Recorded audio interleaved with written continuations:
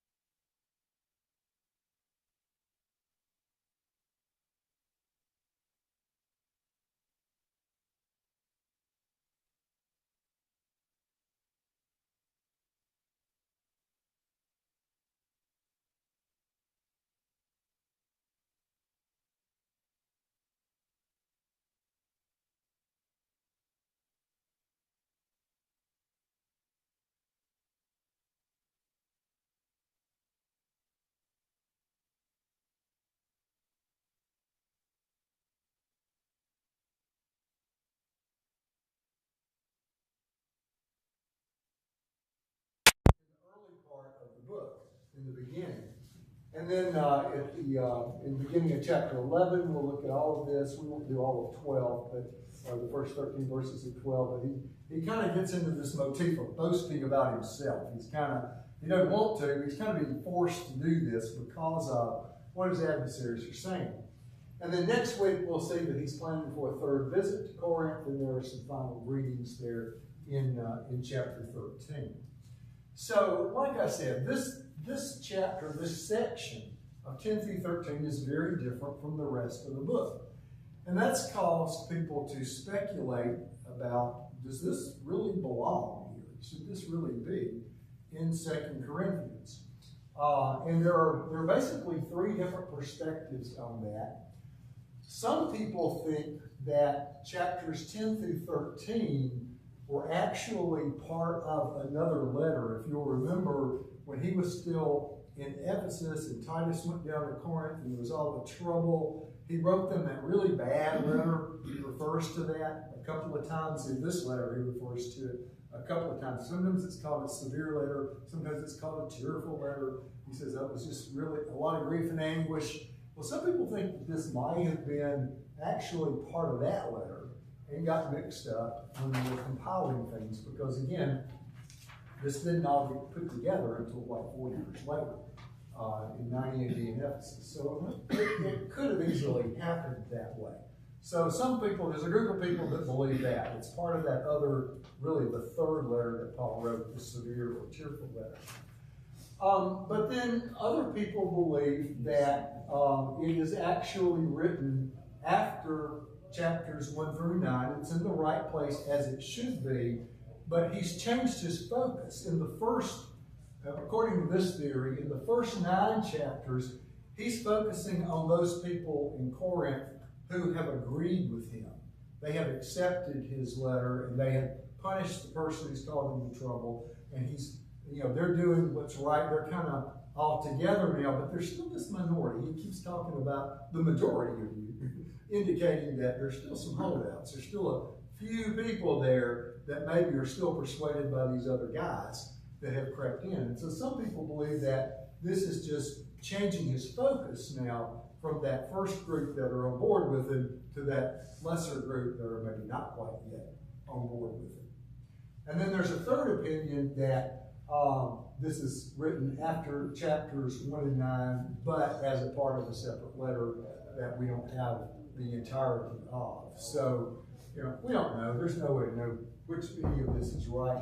I'm happy to take the middle approach there and just think, since it's in our Bible. Interestingly, none of the early church fathers questioned that this was not all part of one letter. So the idea that it's part of the other letter that came first is more modern scholarship type of stuff. It wasn't thought that way, by any of the early church fathers in the 300s, 400s, 500s or so. So that will kind of put us into a little bit of perspective about this block of teaching. And then the other thing I wanted to do before we get into the text here is, once before we've kind of done a little reading between the lines. We don't know exactly what all of the charges against Paul were by these teachers that had come in. But as you listen to what he answers them, you can kind of deduce what some of those charges were. And so some of the things that they had accused him of, evidently, based on his answers, are that, he's really bold. He writes these letters that are just really strong and bold, but when he's here, he ain't nothing. He's just this timid, weak guy. And, he's not impressive at all in person. But he's a big guy when he's out there writing letters to us. So that's one thing that they probably accused him of. They also accused him of basing his conduct on human motives rather than godly motives. And some of that comes through in this idea that, he's taking up money. That's not going to Jerusalem. That's going right back here. He's taking care of himself. So that's where some of that's coming from. They don't think that he is a Christian like they are. Let me see which verse. Somewhere I wrote down the verses that these pertain to. This is in verses 4 and verse 7. In verse 4, he talks about the weapons of our warfare are not of the flesh, but have divine power to destroy strongholds. The right verse I'm looking at there. That's cool. And then 7. Look before your eyes. If anyone is confident that he is Christ, let him remind himself that just as he is Christ, so also are we. So evidently, he's trying to justify the fact that he's every bit as good of a Christian as they are. Now, we don't know. These guys, they could be from Jerusalem. They could be Judaizers, and they're wanting to enforce all the Jewish things. They could be Gnostics, and they could, think that they're super spiritual. They've got revelation that Paul doesn't have. And there are people like that in the early church. So it's some of these kinds of people that don't think he's quite a Christian the way they are. He's not quite as good as they are. In their minds, anyway. He was talking about his personal appearance. We'll get to that in a second. That's kind of interesting. And that he writes boastful claims about his authority. Now, Paul refutes essentially all this stuff in these two chapters. He says, I'd rather be with you in person. I'd really rather give it to you straight in person than have to write the letters like this. His conduct and power are not self-motivated. They're not humanly motivated. They're really from God. And I love this little part. We'll look at this in a second. He's equipped to destroy human wisdom and pride. He's able to overcome those things. And he brings every intention, every thought, in fact, in captivity to Christ. So those are some of the things that are kind of between the lines here as we'll read through the text, that you can kind of infer this is what they've complained about because he's answering these specific kind of concerns. So with that aside, this is what we're going to look at today. It breaks out into 3 parts. The first 18 verses of chapter 10 is where, again, he's defending his ministry. He makes a plea at the very beginning. First couple of verses, he talks about his weapons of warfare that he has for a little bit. And then the larger part of this, he gets back into that boasting theme that we've seen earlier in the book. Beginning in chapter 11, about the first half of it, he talks about these people that he terms false apostles. He's got several names for these folks, and he's not being quiet about it either. He's putting it right out there. He starts off with, let me just be a little foolish with you here. And he kind of plays like they're playing. In those first 6 verses, he doesn't want to be a burden on them. And then he wants to undermine the false apostles. And then it closes in the last part of chapter 11 with him boasting as a fool. And we hear a lot about the things that he's been through. He kind of offers like, here's my pedigree to justify that I am an apostle as much as these guys who say I'm not really an apostle. So that's kind of how it breaks out. All right, everybody with me? We're going to start looking at some text here. First 18 verses. I, Paul, myself entreat you, by the meekness and gentleness of Christ, I who am humble when face to face with you, but bold towards you when I am away. I beg of you that when I am present, I may not have to show boldness with such confidence as I count on showing against some who suspect us of walking according to the flesh. For though we walk in the flesh, we are not waging war according to the flesh. For the weapons of our warfare are not of the flesh, but have divine power to destroy strongholds. We destroy arguments and every lofty opinion raised against the knowledge of God, to take every thought captive to obey Christ, being ready to punish every disobedience when your obedience is complete. Excuse me, I got a frog in my throat this morning. Look at what is before your eyes. If anyone is confident that he is Christ, let him remind himself that just as he is Christ, so also are we. For even if I boast a little too much of our authority, which the Lord gave for building you up, not for destroying you, I will not be ashamed. I do not want to appear to be frightening you with my letters. For they say, his letters are weighty and strong, but his bodily presence is weak, and his speech is no account. Let such a person understand that what we say by letter when absent, we do when present. Not that we dare to classify or compare ourselves with some of those who are commending themselves, but when they measure themselves by one another and compare themselves with one another, they are without understanding. But we will not boast beyond limits, but will boast only with regard to the area of influence God has assigned to us, to reach even to you. For we are not overextending ourselves as though we did not reach you. For we were the first to come all the way to you with the gospel of Christ. We do not boast beyond all limit in the labors of others, but our hope is that as your faith increases, our area of influence among you may be greatly enlarged, so that we may preach the gospel in lands beyond you without boasting of work already done in another's area of influence. Let the one who boasts, boast in the Lord, for it is not the one who commends himself who is approved, but the one whom the Lord commends. Now, that's kind of a long text, so let's just kind of step back through it a little bit here. In the beginning, I said he has that plea, the first couple of verses. He says, I, Paul, myself entreat you by the meekness and gentleness of Christ. I'm humble when face to face with you, but bold when I am away. He's kind of admitted a little bit that he's, maybe not as forceful in person as when he's writing his letters away, right? But it's interesting, for one thing, remember at the beginning of the letter, who wrote the letter back in 1:1? Anybody remember who's writing this letter? Paul and Timothy, right? It's Paul and Timothy, they're writing it together. But now he's saying, I, Paul, am saying this. He's really emphasizing, this is my message. Timothy's still here probably, but this is what I want to say to you guys.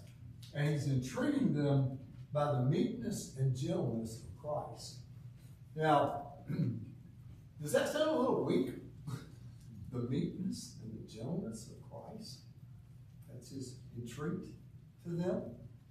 Does that sound like a kind of a weak approach to somebody who's trying to combat people who are opposed to him? What does meekness and gentleness mean? What do you think about when you think about meekness? Really, it's constrained power. Yeah, constrained power, submissive. I think a lot of times, I think in today's time, we have the wrong idea.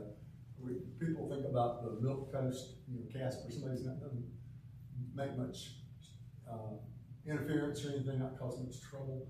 But that's not what it means at all. In fact, it's interesting. That's actually a good definition, Herschel. The idea of power under control. Aristotle explained this Greek word as being halfway between being as angry as you should be and not being angry at all. So, right there in the middle, that balance between being as angry as you should be and not being angry at all. And I think that's probably a good image for that in terms of power under control. If you think about Jesus in the temple, when he's turning over the tables and everything, right? He wasn't real happy. He was pretty upset. He was really, for a good reason he was upset. But he didn't kill anybody, did he? I mean, he didn't string anybody up. He didn't go too far in his anger. It was righteous indignation. He made sure what he did, but it was perfect. It was right where it needed to be. So he's entreating them with that kind of perspective, this power under control sort of perspective. And he's also entreating them with gentleness. Again, gentleness sounds kind of weak, doesn't it? When we think about gentleness, soft, kind, but that's not what this word really means to the Greeks. It wasn't what it meant.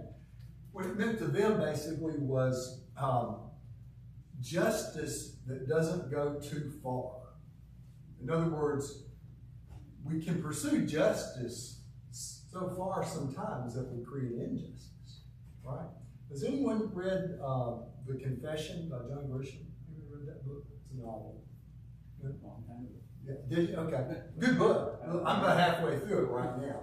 But that's a perfect example of what this word's talking about, because in this book, the basic theory, I won't tell you the whole thing, so I won't spoil it for anybody, but if you want to read it. But the basic premise is there's this guy who's accused of raping and murdering a high school cheerleader, and he's innocent, but he's on death row. He's like 4 days from being executed in this book.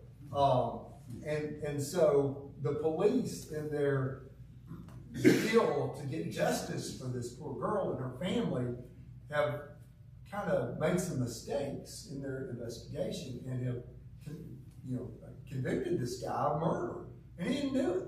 And in fact, there's another guy who did it, who's just been released from prison. He's got a brain tumor. I won't go any further than all that. But anyhow, that's justice that's gone too far. They basically got an innocent man about to be executed in a few days because the justice went too far. That's what the gentleness term here meant to the Greeks as they read this. Now, verses 3 through 6, he talks about his weapons of warfare. For though we walk in the flesh, he does walk in the flesh, we all do, don't we? We are not waging war according to the flesh. For the weapons of our warfare are not of the flesh, but have the divine power to destroy strongholds.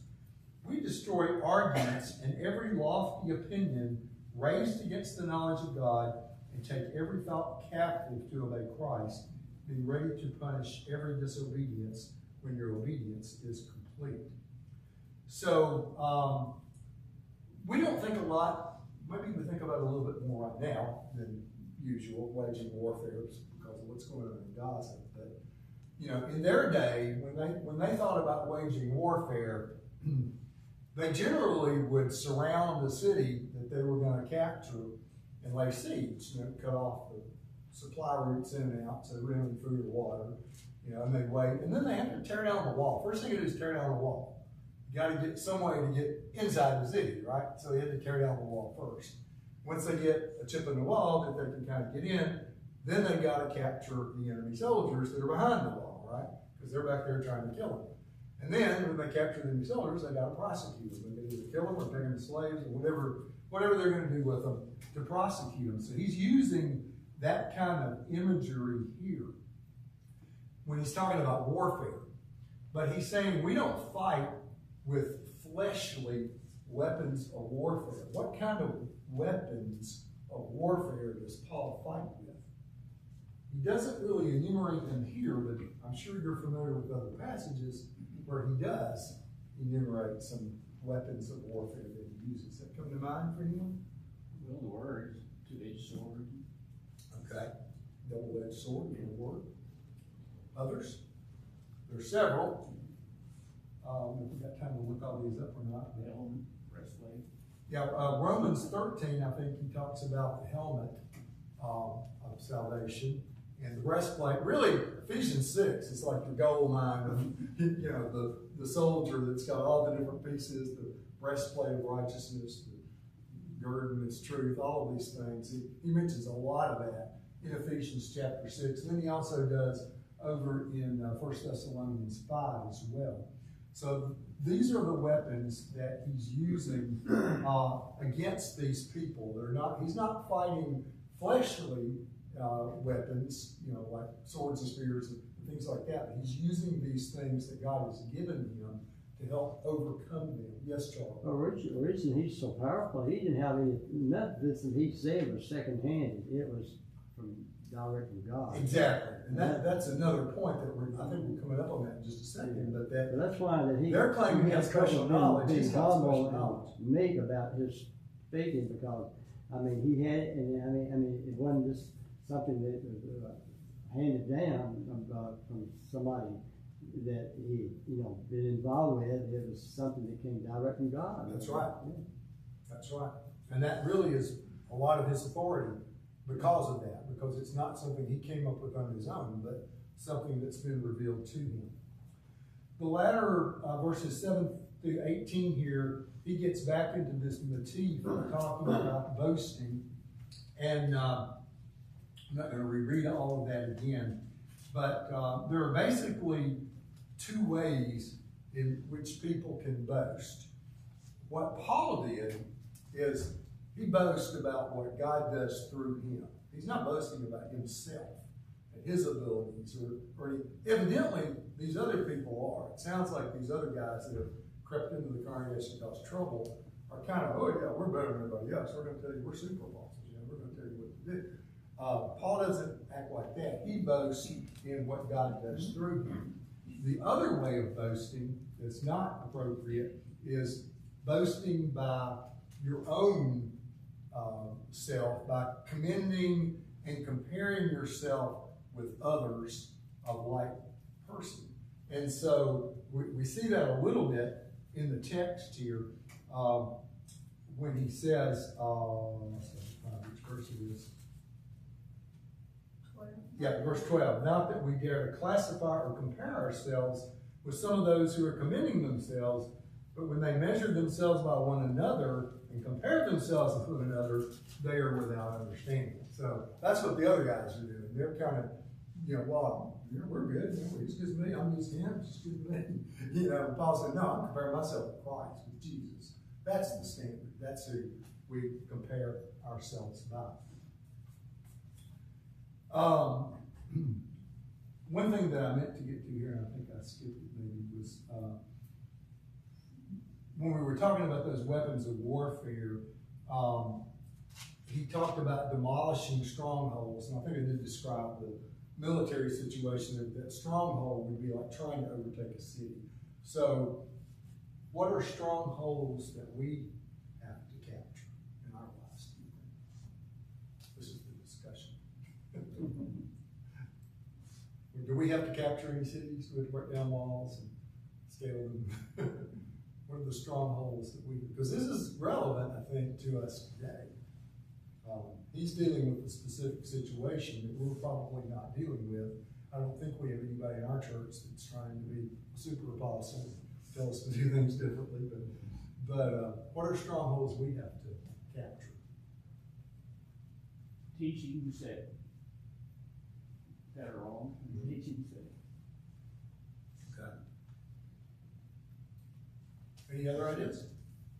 Definitely false doctrine. I mean, that's I wrote a lot about false doctrine, so that's right at the top of the list.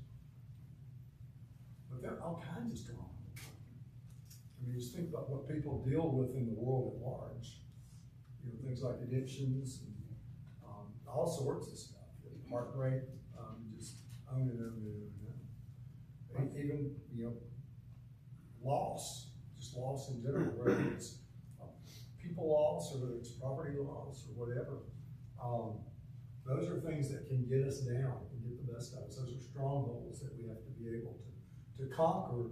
And he's saying here that he's able to do that because of this equipment that he has, not swords and spears, but spiritual equipment that he has. So some of this boasting part, going back to where we were, I think he's deriving this from probably from Jeremiah. If we look back at Jeremiah chapter 9, verses 23, I really love this passage. This is a great Old Testament passage. But Jeremiah talked about this. This is Jeremiah 9:23. Thus says the Lord, let not the wise man boast in his wisdom, let not the mighty man boast in his might, and let not the rich man boast in his riches.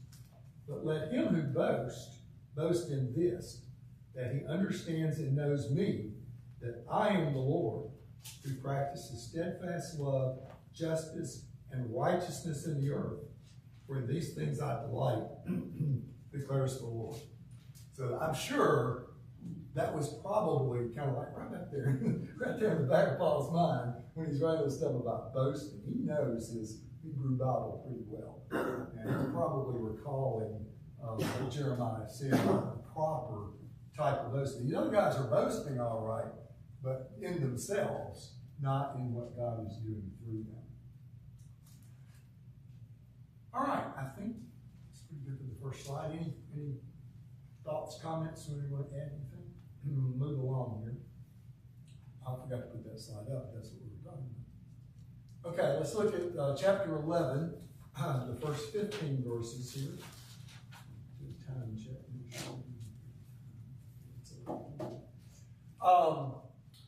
I wish you would bear with me. This is his little foolishness passage. I wish you would bear with me, a little foolishness. Do bear with me. For I feel a divine jealousy for you, since I betrothed you to one husband, to present you as a pure virgin to Christ. But I am afraid that as the serpent deceived Eve by his cunning, your thoughts will be led astray from a sincere and pure devotion to Christ. For if someone comes and proclaims another Jesus than the one we proclaim, or if you receive a different spirit from the one you received, or if you accept a different gospel from the one you accepted, you put up with it readily enough.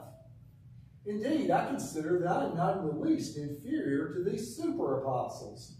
Even if I am unskilled in speaking, I'm not so in knowledge indeed. In every way, we have made this plain to you in all things. Or did I commit a sin in humbling myself so that you might be exalted, because I preached God's gospel to you free of charge? I robbed other churches by accepting support from them in order to serve you. And when I was with you and was in need, I did not burden anyone, for the brothers who came from Macedonia supplied my need. So I refrained and will refrain from burdening you in any way. As the truth of Christ is in me, this boasting of mine will not be silenced in the regions of Achaia. And why? Because I do not love you? God knows I do. And what I do, I will continue to do in order to undermine the claim of those who would like to claim that their boasted mission, they work on the same terms as we do. For such men are false apostles, deceitful workmen, disguising themselves as apostles of Christ. And no wonder, for even Satan disguises himself as an angel of light. So it is no surprise that if his servants also disguise themselves as servants of righteousness, their end will correspond to their deeds. Pretty brutal there, huh? Tell us what you really think, Paul. He ain't missing any words, is he? So he starts off this session talking about, let me just do a little foolishness, but since you guys are being foolish, let me be foolish here for a little bit. And he launches into this little tirade about this foolishness. So he kind of elicits in there, he's asking them to indulge him a little bit. And he gives 3 reasons why they should indulge him. In verse 2, he talks about he has jealousy for their purity. And I'll come back to that in just a second. In verse 4, he talks about their willingness to accept a bad message. They're listening to these guys, and they really shouldn't be. And then also in verse 5, he points out, he says, I'm not in the least bit inferior to these guys. They think, he calls them super apostles. I'm not any less important than they are. I'm just as much of an apostle as anyone else. In fact, I doubt they were really, truly apostles. But let's go back to this the second thing about the purity. He says, 12, let's get into the next week here.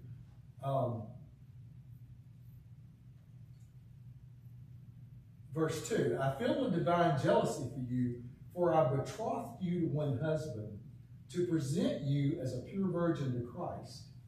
But I am afraid that as the serpent deceived Eve by his cunning, your thoughts will be led astray from a sincere and pure devotion to Christ. So he makes this wedding analogy. You know, he started the church there. He presented the church to Jesus. And the church is the bride of Christ, right? We get that in a lot of Paul's writings. So he's presenting them to her as a pure virgin. But he's concerned that they're being led astray. And he talks about deception there too. This wedding analogy, it's kind of cool that in Jewish weddings at that time, they had 2 people that supported the bride and the groom. So there was one, they were called bridesmen, I think. One bridesman for the groom and one bridesman for the bride. And they did a lot of menial tasks, like sending out the invitations, making all the preparations are ready, stuff like that. But the main thing that they were charged with doing was maintaining the chastity of the bride. When the bride showed up for the wedding, she needed to be a virgin. She needed to be pure and holy. And that was their job, to make sure that, nobody messed with the bride before the wedding or anything. So that's the idea that he's using here, where he's saying, I made you the bride to present you holy to Jesus, and yet these other people are trying to mess with the bride, if you will. They're trying to kind of, and he uses this idea of deception. I'm not sure I agree with this take on this, but I'm going to tell you anyway. Verse 3, I am afraid that as the serpent deceived Eve by his cunning, your thoughts will be led astray from a sincere and pure devotion to Christ. Now, Barclay thinks that supposedly there was this Jewish legend or myth about this time that Eve had been deceived by Satan, been seduced by Satan after the fall, and that Cain was their offspring. Now, I don't know about you, but my Bible says Adam was Cain's daddy. And I expect Paul knew his Hebrew Bible pretty well, too. So I have a little bit of a hard time thinking that. But that was a current legend or myth at the time. And was that in the back of Paul's mind? I don't know. I think it's just as easy to look at this and say he's talking about Satan deceiving her into eating the forbidden fruit. It would be more logical from my standpoint. But I thought that was kind of an interesting take on it. It seems a little bit of a stretch to me to say that.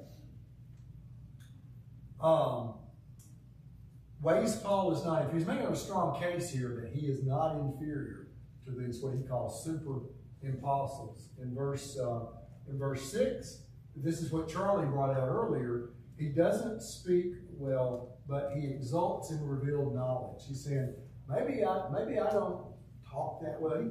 Paul, in a lot of ways, is very analogous to Moses. Remember Moses wasn't talking very well, and he said, "Get Garen to speak for me." Paul's kind of like that too. He even admitted that he wasn't a great speaker, but as Charlie pointed out, he's had knowledge revealed to him directly from God, from Jesus. So what he says is right. How he says it might not be as nice as people would like to hear it, but what he says is certainly right. And then in verse 7, he also points out another thing. I'm not going to look at this in the interest of time, but he points out that he wasn't a burden to them. In other words, he did not charge them for his preaching. And this is one of the things that we looked at earlier. One of the faults they said was that, he's not even charging you for your preaching. I mean, must not be any good, right? If you're not paying for his preaching. And he makes the point of, I take money from other places. If I'm in Corinth, I'll take some money from up in Macedonia, but not when I'm there. When I'm there, I'm going to make tents. And he keeps himself separate from that idea of I'm doing this for the money. Implication being that these guys, these super apostle guys, are trying to get money. And he talked earlier, he talked about them peddling the gospel of Christ, right? Like they were trying to make money off of it. So that's a second way in which he's saying that he is not inferior to them. And then he uses some pretty harsh language. In verse 13, he calls them false apostles. He calls them deceitful workmen. And he says that they masquerade as apostles of Christ and basically equates them to Satan. So these are some pretty strong words for these folks that are causing troubles within the church there at Corinth. All right, last section, verses 16 through 33. Okay. I repeat, let no one think me foolish, but even if you do, accept me as a fool, that I too may boast a little. What I am saying with this boastful confidence, I say not with the Lord's authority, but as a fool. Since many boast according to the flesh, I too will boast. For you gladly bear with fools, being wise yourselves. I love it. For you bear it if someone makes slaves of you, or devours you, or takes advantage of you, or puts on airs, or strikes you in the face. To my shame, I must say, we were too weak for that. But whatever else I dares to boast of, I am speaking as a fool. I'm speaking as a fool. I'm speaking as a fool. Also dare to boast of that. Are they Hebrews? So am I. Are they Israelites? So am I. Are they offspring of Abraham? So am I. Are they servants of Christ? I'm a better one. I'm talking like a madman with far greater labors, far more imprisonments, with countless beatings, and often near death. 5 times I received, I think I missed a word there, received something at the hands of the Jews. I received at the hands of the Jews the 40 lashes less 1. 3 times I was beaten with rods. Once I was stoned. 3 times I was shipwrecked, a night and a day when I was adrift at sea, on frequent journeys, in danger from rivers, danger from robbers, danger from my own people, danger from Gentiles, danger in the city, danger in the wilderness, danger at sea, danger from false brothers, in toil and hardship through many a sleepless night, in hunger and thirst, often without food, in cold and exposure. And apart from other things, there's the daily pressure on me of my anxiety for all the churches. Who is weak and I am not weak? Who is made to fall and I am not indignant? If I must boast, I will boast of the things that show my weakness. The God and Father of the Lord Jesus, he who is blessed forever, knows that I am not lying. At Damascus, the governor under King Aretas was guarding the city of Damascus in order to seize me, but I was let down in a basket through a window in the wall and escaped his hands. I think that's the end of it. So, he has a lot to say there. First, he makes 3 comparisons with these people. He says first that I'm a Hebrew. They claim to be pure Hebrews. Now, realize that these guys are probably semi-local, at least local to Palestine. And when he's talking about being Hebrew, he's not so much talking about race here as he's talking about the language. Okay, so a real Hebrew would know the Hebrew language, right, and speak Hebrew because that was their tongue. At this point in time, Aramaic was kind of a derivative of Hebrew that was used, but was still considered kind of quasi-Hebrew. So these guys are probably saying, he's not even from around here. He's from Tarsus. He's probably one of those Greek-speaking Jews, you know. He doesn't speak Hebrew. He's saying, oh yeah, I know Hebrew. I know Solomon. I know Hebrew. And then he says, I'm an Israelite. Now this is where we're talking about God's chosen people. You know, the Israelites are the one that God chose. And again, they're probably saying, he ain't even from around here. He hangs out up in Cilicia and Asia Minor and all these other places. He's not in Palestine. I mean, you know, he's not really an Israelite, right? And then finally he says, descendants of Abraham. He mentions this also in Philippians 3, 5, and 6. I'm going to look at that just real quickly. As he's making the same kind of argument, he says, I have more. I'm circumcised on the 8th day of the people of Israel, of the tribe of Benjamin, a Hebrew of Hebrews, as to the law of Pharisee. So several times he has to kind of give his pedigree. I'm a real Jew. I've studied under Gamaliel. I'm the tribe of Benjamin. I'm the real deal. And so he's making that case with them. He also boasts of his punishments.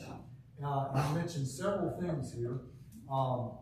He mentions being beaten with rods 3 times. That was a Roman style punishment. So they would beat people with rods. They had these straps on them that they would beat them, I think, 1/3 in the front and the other 2/3 in the back. But pretty brutal beatings that he experienced 3 times. He talks about 5 times he was given 40 stripes minus 1. That's a Jewish punishment. You know, they didn't want to go beyond. They would stop at 39 in case they had miscounted and they didn't want to go to 41. So they would stop one short just in case. That's based on Deuteronomy 25, verses 1 through 3. He mentions being shipwrecked, and I thought this was interesting. He mentions being shipwrecked, and when was Paul shipwrecked? When do you remember Paul being shipwrecked? On the way to Rome. On the way to Rome. Mm-hmm. And where do we learn that? Well, in Acts, but he mentions it in Romans too, right? Yeah. And when was Romans written? A year after this. So that hadn't even happened when he says he's been shipwrecked. So he evidently had other shipwrecks, and we don't even know that, because that happened a year after when we're reading here today, when he wrote it in Romans. And when it's referred to, in Acts, it refers to him being on the way to Rome. So that was later than this. He had to have been shipwrecked prior to that for him to mention it in this letter right here. I thought that was interesting. You could actually call him a modern day John the Baptist. Oh yeah, I mean he was like, because he had everything. I mean, of course, you know, God sent John here to be a forerunner of Jesus, you know. So you know, and he's just reaffirming everything that even the prophet said. You know, Paul is, you know, all the way down from the whole book. You know. Yeah. And then he finishes this little section with that part about escaping from Damascus. That's in Acts 9, verses 23 through 25. I don't have time to get into that, but I want to wrap up with, he pointed out in that section, if you were paying attention, 5 different ways in which these people were abusing the church in Corinth. He said that they were enslaving them, which tends to make me think, well, maybe they were Judaizers. Maybe they were trying to make them keep all the Jewish laws and stuff. He says they were exploiting them. They were taking advantage of the church. They were pushing themselves forward. It's kind of like, I forget what the text said. One of the things that I read said they had their noses in the air. And then the last thing, they slapped the church in the face. He mentioned slapping them. So several ways in which these guys are clearly abusing the church in Corinth, trying to divide them, trying to turn them away from Paul and get them to follow him instead. And so, whether this is an appeal to that group now, or whether this was part of that severe letter earlier, really hard to say. I don't think we'll ever know that one unless somebody digs up the other letter and we find out. But probably unlikely, right? After all this time. But anyhow, that's where we're going to stop. And next week, we got the last 2 chapters next week, where we'll talk a little bit about his thorn in the flesh. He has that vision, talks about his thorn in the flesh and his concern for the Corinthians, and he gives some kind of final warnings and final greetings to them. So it should be a shorter text to read next week with chapters 12 and 13. And we'll be done with Corinthians. And then we'll have 2 weeks off and start Galatians the first week of January. So, any other questions or comments this morning? Appreciate your patience in staying with me a minute here. We're a little late getting started, so not too bad. All right, thank you. Appreciate it. I knew you lot would. Trust me. If you want to remind me next week, I'll leave this over here. I was going to tell you what Paul looked like. But we don't have time to do that. You said, do you have family here or out in town? Good day. In Nashville. I got it. Yeah, I promise.